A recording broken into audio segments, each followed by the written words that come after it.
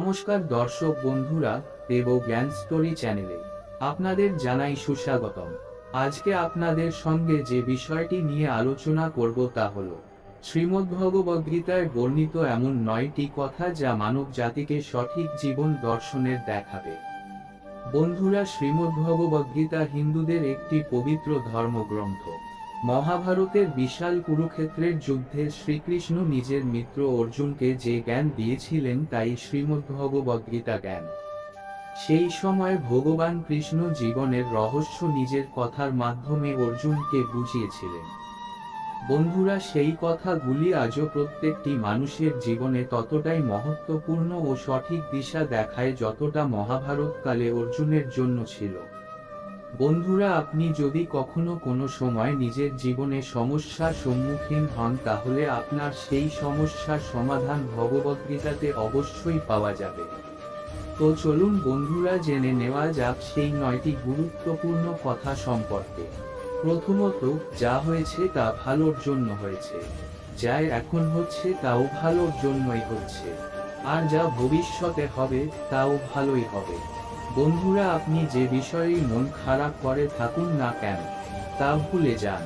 বর্তমানে যদি কিছু আপনাকে খুবই দুঃখ দিয়ে যাচ্ছে তাহলে তার পেছনে নিশ্চিত কোনো ভালো কারণই থাকবে। এটা একটি এমন চক্র যা আপনাকে স্বীকার করতেই হবে। এই জন্য গতকালের ও ভবিষ্যতের কথা ভেবে কষ্ট পাওয়া বন্ধ করুন। আপনার কাছে এখন বর্তমান সময় রয়েছে, এই বর্তমান জীবনকে খুশিতে আনন্দের সঙ্গে কাটান। দ্বিতীয়ত, পরিবর্তনই হলো এই সংসারের নিয়ম। একটি ক্ষণে আপনি রাজা হয়ে থাকতে পারেন, আবার তার পরক্ষণে আপনি ফকিরও হয়ে যেতে পারেন।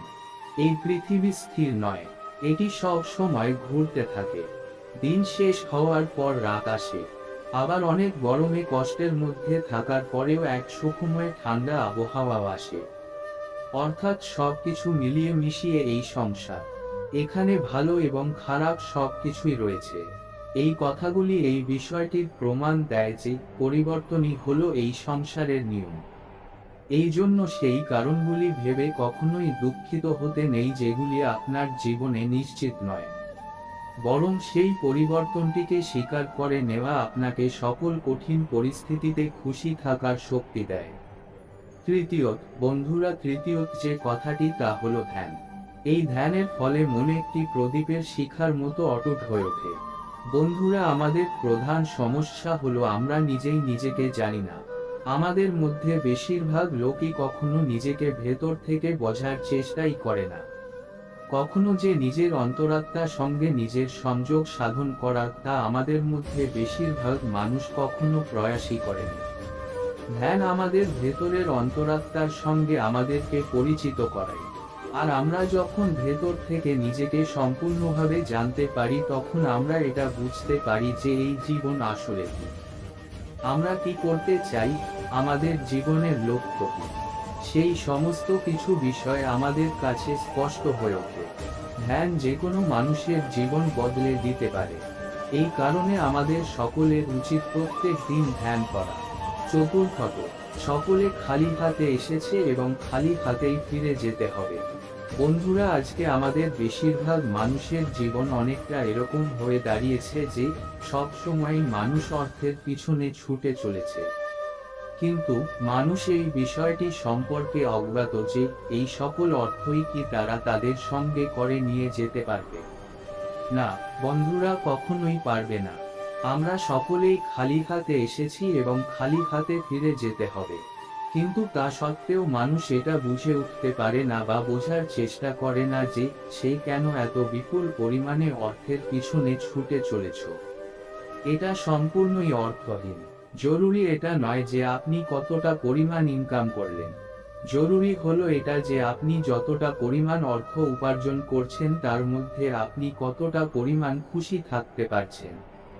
আমাদের প্রত্যেকেরই কর্তব্য আমাদের পুরো জীবনটাকে সুখময় করে রাখা, কিন্তু বর্তমানে এখনকার মানুষের চিন্তাধারা এমন এসে দাঁড়িয়েছে যে তার কাছে এখন যা আছে, যখন সে তার থেকে আরো অধিক মাত্রায় পৌঁছাবে তখনই সে খুশি হবে এরকম ভেবে থাকে। এই কারণেই মানুষ অর্থের পিছনে দৌড়াতে থাকে এবং তার জীবনে খুশি অনুভব করতে পারে না। পঞ্চমত, মানুষ বিশ্বাসের ওপর নির্ভর করেই বড় হতে থাকে। আপনি যেমনটা বিশ্বাস করবেন ঠিক সেরকমই হয়ে উঠবেন। বন্ধুরা, যা আপনি ভেবে থাকেন এবং যেই বিষয়গুলির উপর আপনি বিশ্বাস করেন আপনার সঙ্গে সেরকমটাই হয়। যদি আপনি এটা বিশ্বাস করে চলেন যে আপনি একজন ঠান্ডা মাথার হাসি খুশি থাকা মানুষ, তাহলে আপনি ঠিক সেরকম ভাবেই হাসি খুশি থাকবেন। আর আপনি যদি নেগেটিভ বিষয়গুলিকে বিশ্বাস করতে থাকেন তাহলে ধীরে ধীরে আপনি দুঃখী হয়ে যেতে থাকবেন। যদি আপনি বিশ্বাস করেন যে আজকের দিনটি ভালো, তাহলে সত্যিই সেই দিনটি আপনার ভালো কাটবে। বন্ধুরা, এই জিনিসটি একবার নিজের জীবনে অবশ্যই প্রয়োগ করে দেখবেন। আপনি যেরকমটা হতে চান সেটা আগে নিজেকে নিজে বিশ্বাস করিয়ে নিন। নবমত বন্ধুরা, সবশেষে যে কথাটি বলবো তা হলো, আত্মা না তো কখনো জন্ম নেয়, না তো মৃত্যু হয়। শ্রীমদ্ভগবদ্গীতা অনুসারে সব সময় ভীতু হয়ে থাকলে আমরা আমাদের জীবনে কিছুই পাবো না। ভয় এবং চিন্তা হলো এমন একটি জিনিস যা আমাদের সুখের পথে বাধা হয়ে দাঁড়ায়। এই জন্য আমাদের পূর্ণরূপে নিজেদের মনকে এগুলিকে বের করা উচিত। কিন্তু বন্ধুরা, কিছু ক্ষেত্রে আমাদেরকে ভয় পেতেই হবে, যেমন কোনো খারাপ কাজ করা, অধর্ম করা, মিথ্যা কথা বলা প্রভৃতি খারাপ কর্ম করার ক্ষেত্রে আমাদের সর্বদা ভয় পাওয়া উচিত। বন্ধুরা, সবশেষে এটাই বলবো যে ভগবদ্গীতা হলো একটি সম্পূর্ণ জ্ঞানের সাগর, যার ছিটেফোঁটো যদি কোনো মানুষের উপর পড়ে সেই মানুষ বৃহৎ জ্ঞানী হয়ে ওঠে। এই ভগবদ্গীতার সামান্য পরিমাণ জ্ঞানও যদি কেউ নিজের জীবনে গ্রহণ করতে পারে তাহলে সেই ব্যক্তির মধ্যে এক আমূল পরিবর্তন লক্ষ্য করা যাবে এবং সেই মানুষের জীবন ধন্য হয়ে উঠবে। এই কারণেই সম্ভব হলে ভগবদ্গীতা আমাদের প্রত্যেকের পড়া উচিত এবং তার মধ্যে যে লুকানো জ্ঞান রয়েছে তা নিজের জীবনে প্রয়োগ করা উচিত। আশা করি বন্ধুরা এই ভিডিওটি আপনাদের ভালো লেগেছে। যদি ভালো লেগে থাকে তাহলে একটি লাইক, কমেন্ট আর চ্যানেলটি সাবস্ক্রাইব করবেন। ভালো থাকুন, সুস্থ থাকুন। নমস্কার, ধন্যবাদ। ঈশ্বর আপনার মঙ্গল করুন।